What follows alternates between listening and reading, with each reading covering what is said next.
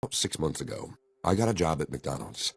I didn't feel like I needed a job, but I was nearing my 18th birthday, and my stepmom decided it would be a good way for me to learn accountability. Initially, I hated it, though I quickly realized that it was actually nice having and managing my own money. At times, I worked the drive-thru, and that task felt extremely robotic, more so than being at the tills. I was programmed to speak my linear phrases into the microphone each time a car approached the sensor outside, and in a repetitive voice, gave me their order. As a big social personality, the impersonal environment made me feel a little disconnected. One night, I was working the night shift with my coworker, Evelyn. It was just past 2 a.m., and the only customers we saw were drunk, yet unproblematic college students grabbing a quick meal. Evelyn was tending to the front counter when she looked over to me and said, "You look tired, Nathan. You can work the drive-thru and have a rest. I doubt anyone's coming tonight." She was right about me being tired. I had a long day and was grateful for the opportunity to slack off a bit. I sloped off to the drive-thru window and sat down watching the overhead camera screens. The parking lot was vacant, and the sensor cam mounted in front of the big menus outside showed an empty lane. I was lost in thought, staring ahead when the proximity sensor went off to signal movement at the menus. I recited the customary phrase, "Welcome to McDonald's. May I take your order?" It took me a while to break my trance-like state and register that a woman was standing in front of the camera. She looked disheveled, but not homeless. She had long blonde hair and was dressed in a bright summer dress, despite it being freezing cold outside. Her hands trembled as she picked at her fake plastic nails while talking into the microphone.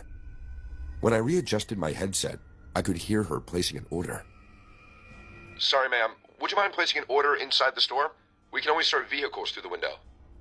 It was strange for her to even try to place an order out there to begin with, but I was more concerned about her being out in the bad weather. When she heard me speak up, she momentarily paused and inched closer to the speaker box, placing her face directly in the camera lens above it. I could hear her breathing through my headset, every wheezing breath more shallow than the last. Up close, I could tell she was of middle age, and her left eye was a bit milky, likely blind, judging from a quick glance. I was about to politely repeat my request when she nodded, and the movement made her stumble backwards. She regained her balance and staggered to the front doors. I watched her on the second security screen as she entered through the door and approached Evelyn at the counter. By that time, the place was empty. The lady spoke to Evelyn and abruptly left without ordering anything. Curious and a little confused, I slipped from the high chair and peeked around the back to ask Evelyn what the lady wanted. She seemed a little hesitant to answer, but eventually told me that the lady had asked for me by name and claimed to be my mom. Now, Evelyn didn't know me very well, but was aware of the fact that my mom had passed away when I was very young. She told me that the lady gave her the creeps and could smell alcohol on her breath, so she told her that nobody by that name works here, and the woman accepted it before calmly leaving. Although I shrugged it off, the situation made me feel uneasy, and when I retreated back to my post, I saw the woman standing outside the speaker box again. "Nathan, you can't hide from me. You can't hide from me," she softly shrieked into the microphone, salivating to the point of foam gathering in the corners of her mouth. She flailed her arms around so erratically, it knocked the wig from her head, exposing a bald scalp dotted with misplaced tufts of short hair. She began pacing up and down in front of the brightly lit menu boards, but since the camera on the speaker was so small, she kept moving out of view every time she marched left and right. I didn't know how to react, while already feeling so numb and disconnected. Evelyn soon joined me in the room to observe the sheer insanity transpiring outside. We live in a quiet countryside town, and she got really scared while stating that something like this had never happened before.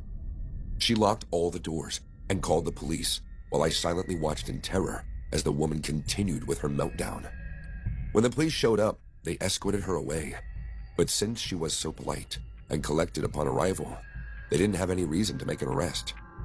The night was uneventful after that, and when 7 a.m. finally came around and coworkers showed up to relieve us from our shifts, I felt immense relief.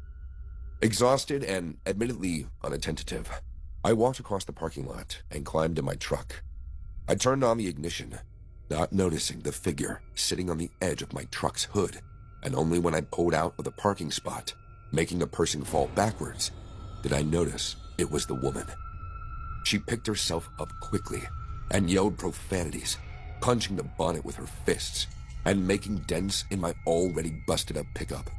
She threw her blonde wig at my windshield.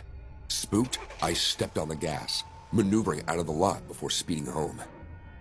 Evelyn called me later that day, telling me that she checked the security cameras from the night before. Apparently, the woman climbed into the back of my truck and urinated in the truck box.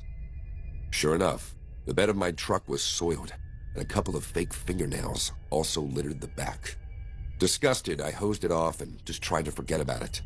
Luckily, so far, the woman has not shown back up, but it still remains a mystery why she targeted me specifically. I now check my trunk bed every time before leaving work.